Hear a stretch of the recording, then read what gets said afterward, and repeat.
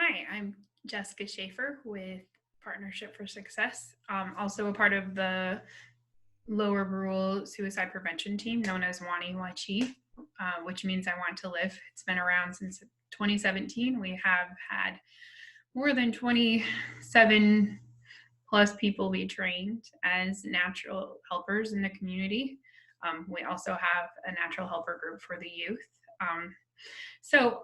I was asked as a part of the Wani Wacin team to discuss or to train shortly on doing a safety plan, because right now we're out of contact with people, right? We can't see everybody like we normally do. And that's a little bit unsettling. It's uncomfortable. It's scary, brings some anxiety. And that's for us providers included. We worry, but we're so grateful and thankful that there are community members that are able to do this and help out. So just going to go over a safety plan, and we'll be sending this out on Facebook and sharing it that way. But there's a form, so we'll take a picture of the form. And it's got some helpful tips on the background to help walk through it. So basically, if you don't have the form, you can just look it up and write down on a piece of paper 1, 2, 3, 4. So there's names. You write their name, their date, and then step 1 is warning signs. So those are things like thoughts of, I can't stand my life. I can't stand how I feel. I can't cope. I want to kill myself. Things are going to change or get better. Or, sorry, they're not going to. I'm worthless. I'm a burden to others. So anytime somebody's like identifying that kind of stuff, that's a sign. And that's okay. Those thoughts are okay. It's just what we do. Or it's just how we handle that. So so you would pick 3 things. So like, can't stand my life, or like, I've had thoughts of killing myself, or I feel like I can't talk to anybody because I'm gonna be a burden to them. So you just have the person that you're doing a safety plan with, they fill out their top 3. And then you're going to step 2, which is internal coping strategies. These are things that the person can do to take their mind off the problem without needing anybody else. So if you're feeling like a burden, there's things to try.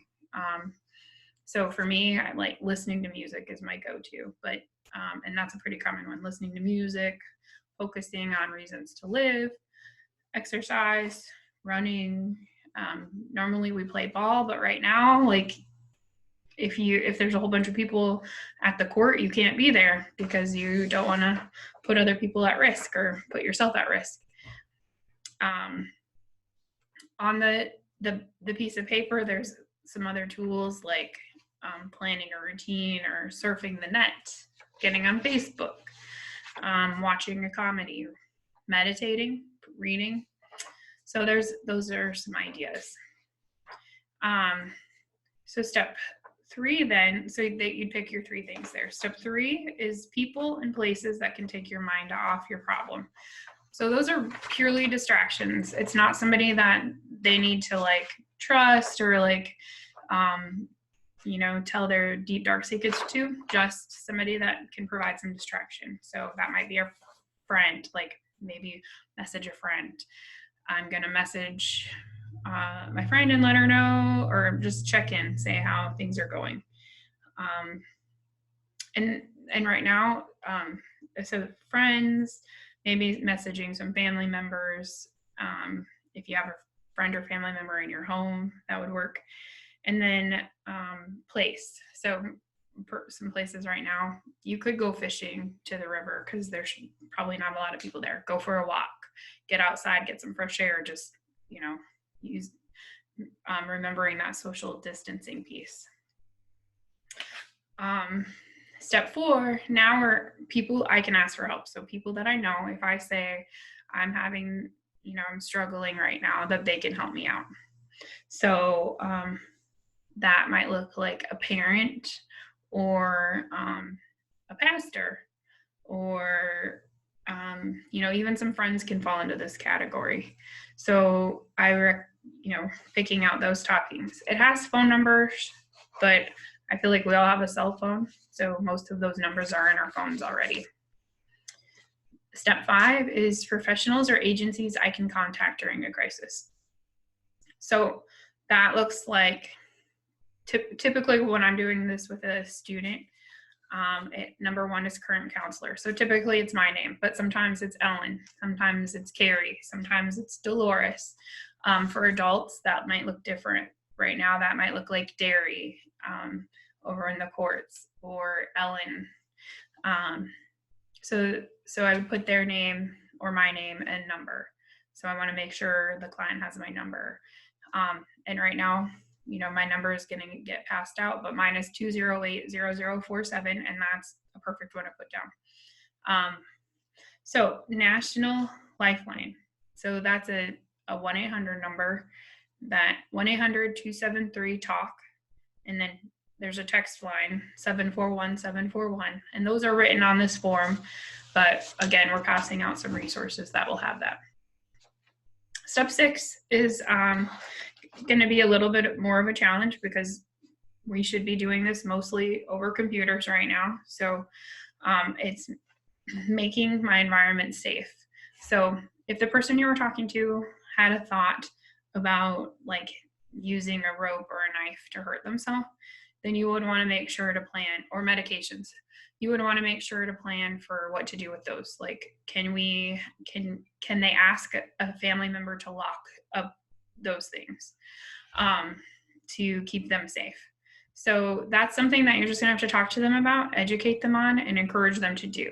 And if you know the parent or know somebody, an adult in the house, or somebody is reliable, you might want to reach out to them and ask them. That would be an okay thing to do too, because we want to keep people safe. And so the questions there is removing, any of those things: guns, drugs, knives, and who will be responsible for that. So if somebody agreed to that, writing down their names. And then the last step is, what are my reasons for living? So picking 3 things there to write down, or 3 people, or 3 whatever. So my mom, my sister, my niece, my nephew, my grandma, my grandpa, my friend, my cousin, music, ball, whatever it is that really, catches them. And then it has a signature area. And again, we're not doing this in person right now. So we are not going to, do everything exactly like this, but you want them to sign it. It's not something that you can probably have them do. So basically that is a safety plan. And we'll be sharing this. You're welcome to ask any questions. My number, I said it during it. It'll be other places. Ask questions. We would love to help you out through this. I appreciate you guys taking the time to listen to this, and I guess, like and share it, and spread the word. We want as many people to be trained as possible. So thank you. Have a good day. Take good care of yourselves. So use that social distancing right now to just take good care of yourselves, and use a lot of good coping skills to deal with this time of unknown.